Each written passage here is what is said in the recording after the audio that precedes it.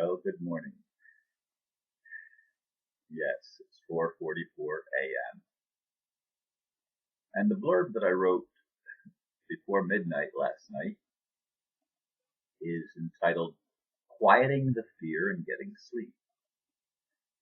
After a long talk with my attorney friend yesterday afternoon in which she allayed my fears by pointing out the legal inconsistencies in the documents I received on Friday evening, I was able to sleep for over 6.5 hours straight. As you know, I needed that. I also connected yesterday with another friend who said he will help me, or help me in the legal battle. I said help help me. Change that. What was especially meaningful to me is that my attorney friend prayed with me. God joined us in our prayer, which I believe was what allowed me to rest. Folks, what these people connected to the bank are doing is illegal, even within the current system. Yes, there are people without conscience in the system, but there are also good people who want to do the right thing. As difficult as it is for me sometimes, I have to find the courage to know that all things really do work for good to those who love God and believe He really does have a plan to restore all that seems to have been lost in the unfolding of human experience. I need to add that I actually wrote that blurb a little bit before midnight last night, between 11:30 and 12 o'clock at night p.m. And I thought, well, I'm going to lay down and I'll get up a little bit later on and do the video, because if I do my video like at midnight or something like that, it shows up as the day before because of the time zone difference. So I have to wait till at least 2 a.m. to do the video to get it to show up on the day that I'm actually recording it where I am and not where somebody else is.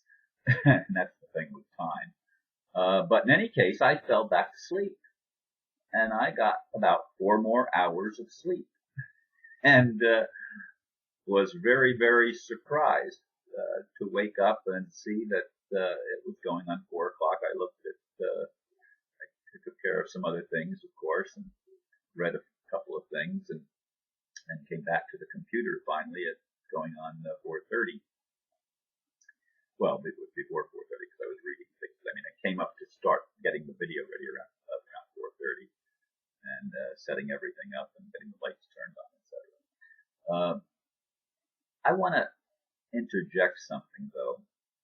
There's a big battle going on between Karen Hudes and Anna Van Ryck, or whatever last name she used.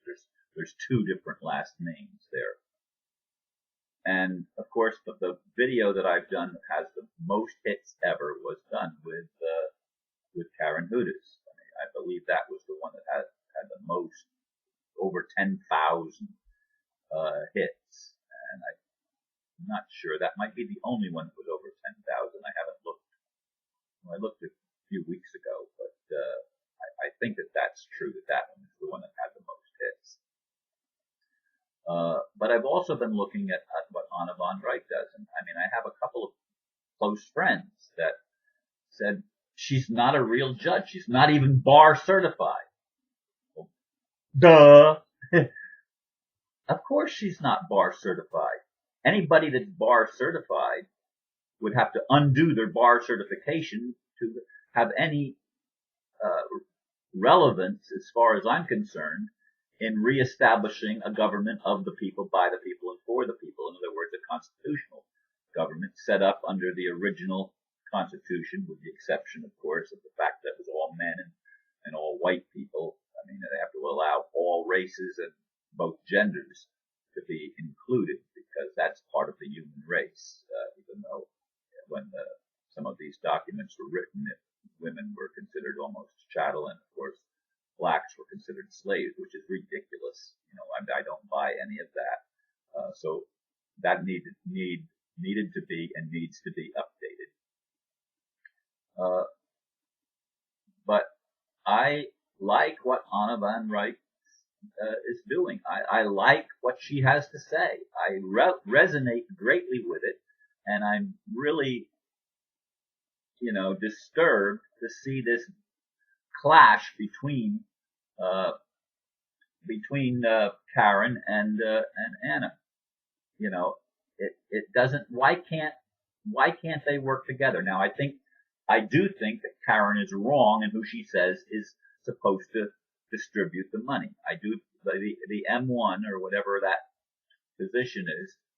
I don't agree with that. Now, you all know I've been involved with Rusa, with Swiss Indo, with the ambassador, and one thing that I hope I've learned is not to put all my eggs in one basket, not to get all my information from one source, from one channel, but to allow myself to be open enough to receive information from more than one place.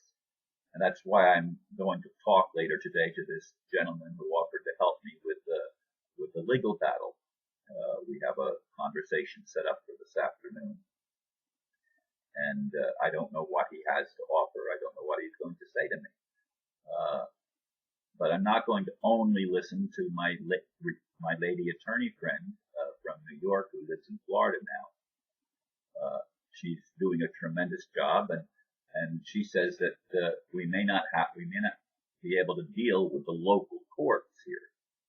We might go with the federal court, and of course I have papers filed with the common law courts through I forgot the name of it, the National Liberty Alliance.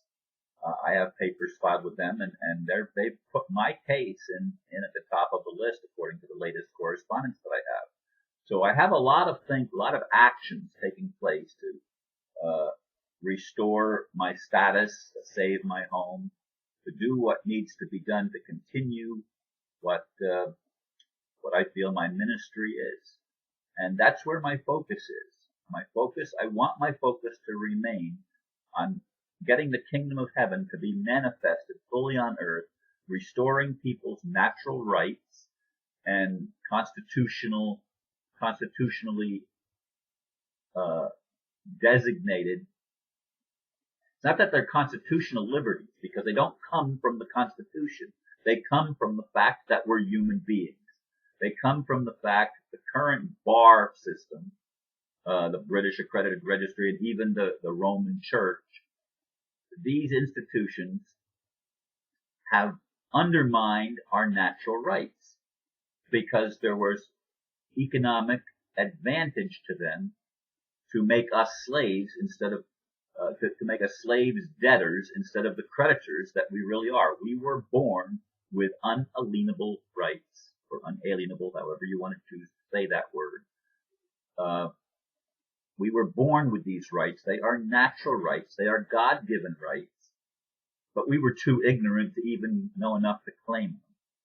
So I guess we had to go through all this BS, which is why I say maybe God's plan really was to get us to see how much we were giving up by being part of the status quo and being part of the system.